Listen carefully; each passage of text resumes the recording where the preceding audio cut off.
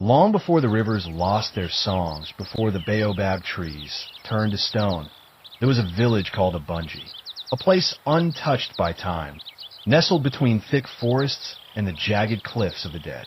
But every paradise has its shadow, and in Abunji, that shadow wore the face of an ancestor.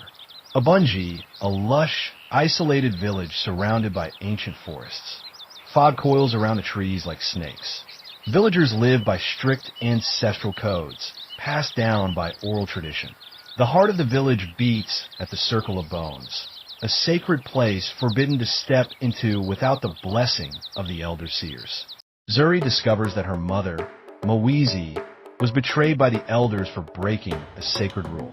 As Zuri digs deeper into the truth, she unknowingly awakens an ancient evil, the Nyanga, a witch once vanquished by blood sacrifice.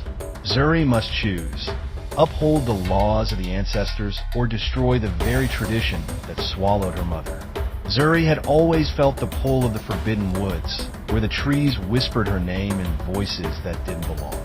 Every night, she dreamed of a woman in white, eyes hollow, calling her from the Circle of Bones. She knew the stories.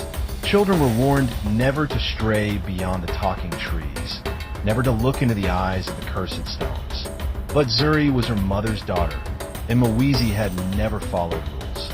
Babandanga, the blind seer, sat beneath the dying flame tree.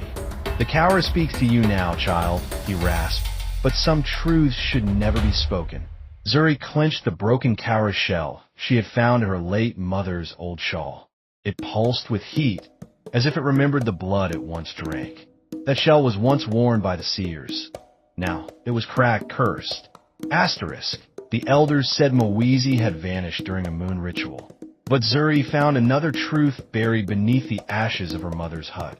A journal soaked in dried blood, filled with drawings of the Nyanga, an ancient which they had tried to forget. The last entry chilled her bones. They said I was too curious. They said the path of truth leads only to the grave. But I saw her. The Nyanga is not dead. She waits, and she remembers. Zuri stepped into the Circle of Bones at midnight, the broken cowrie in hand. Her mother's voice echoed in the air, soft, then sharp. She feeds on fear. Don't give her yours. Out of the mist rose a figure of ash and bone.